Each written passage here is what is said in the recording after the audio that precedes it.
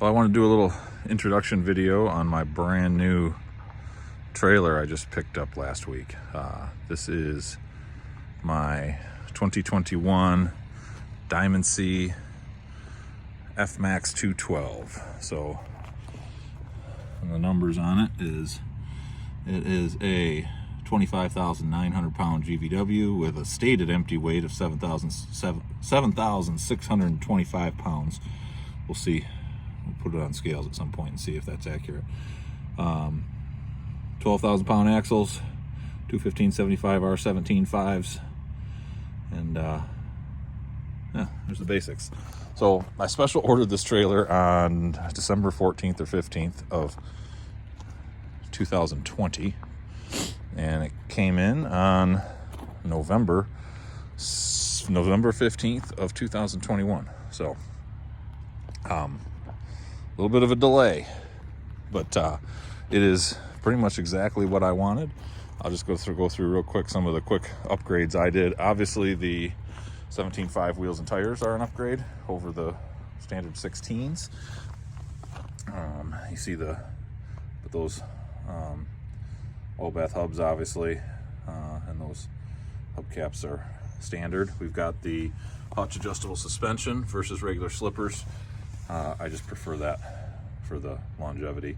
Obviously I would really prefer air ride, but that was way too far out of my budget. Those mud flaps you see hanging there, I just put on today, so only the rear set were factory. I added the other two with anti-sail brackets, and we'll see whether I regret that or not in terms of ground clearance.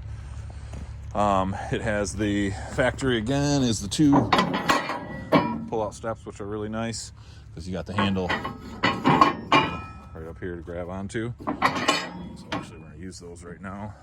The full-length chain rack I added. So you see I got all my chains already in there. That's really nice, obviously, for what I'm going to use it for. 17.5 spare tire was an add-on. And other than that, folks, I don't really know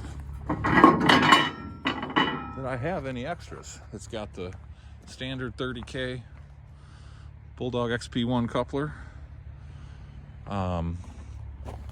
standard chain box in here, lighted chain box. That's pretty cool. Oh, the one other thing you'll see on the back, that's what this switch is. This is the rear strobe light. It actually, and then the other thing I've added so far too is my document holder with some stainless hardware. The rear strobe light is actually not working properly. Right now I've got the switch in the on position with my markers on the truck, and you can see it flashing. When you turn the switch to the off position, it still does the exact same thing, but it's dimmer. And then it's off completely if you have your tail lights or marker lights off. So clearly they've tapped into marker light power somewhere in that harness. I'm going to wire it differently. I am desperate to have it run with my strobes on the truck. So I'm either going to use the reverse light circuit on the truck, or maybe a separate, like use a little single or double pole connector if I feel like doing that. But we'll figure something out one way or the other, so it runs when I turn on my strobes on the truck, it comes on as well. But at any rate, obviously I have pulled it home to my shop, and then I've pulled it from the shop to my house so far. I have not ran it loaded. I'm about to put its first load on it. My old 67 International Lodestar that weighs in the neighborhood of, I'm guessing 15,000 pounds. So now you can see one of the things that really drew me to a Diamond C is that, I don't know if you can see it in the camera very well, but I can with my naked eye here, that pre-arch on the main beam and the whole bed, no different than a semi-trailer would be. I've pulled other goosenecks, other brands, and they do the bow in the middle when they're loaded, and you can actually feel it. So I'm very curious to see how this thing's, what kind of road manners it's going to have when it's loaded. But that and their paint process, or powder coat process I should say, and just overall weld quality, build quality, I'm very impressed.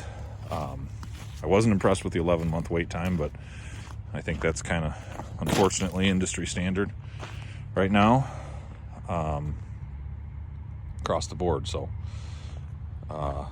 and price-wise, because I ordered it a year ago, I actually got, compared to today's prices, I got a freaking steal on this thing. So I'm not going to get into pricing. Obviously, that's different now than it was then, and it's different at your dealer versus mine. Diamond C's are a little bit of a premium trailer, but you know, not excessively so. But to be honest with you, I paid a lot less for this than you would pay for a Big Tex or a, you know, a PJ or a, you name it right now. So I'm not going to complain about that, not one bit.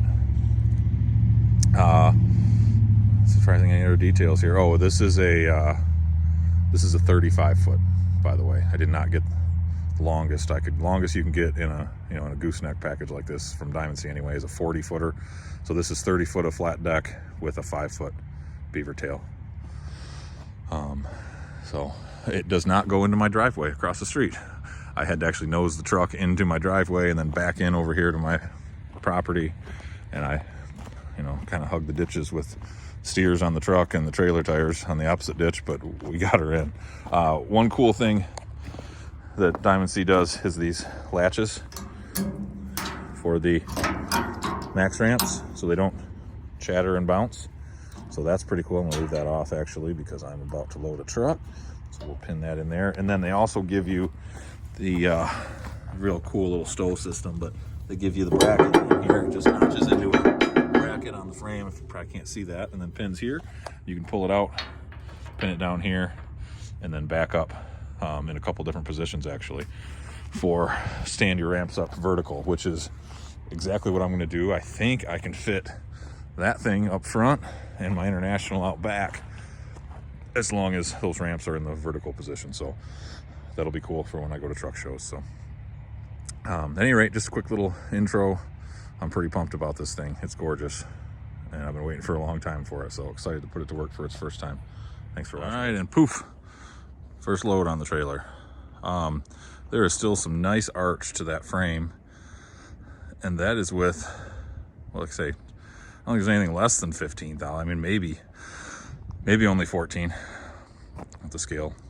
The truck too, but anyway, she looks good. It's a good first load too, other than the dirty F450. So, and if you guys are curious, any of you that are watching this because you are curious about Diamond C gooseneck trailers, which is probably more people than are curious about old International Lodestars, but that's a 67 International Lodestar that's been engine swapped with a, well, engine, transmission, rear end from a International Fleet Star with a 671 Detroit diesel in it and a 10-speed. So if you're curious about it, check out my channel and you'll see the whole entire build on that old girl. So anyway, there it is, Diamond C FMAX212 2022.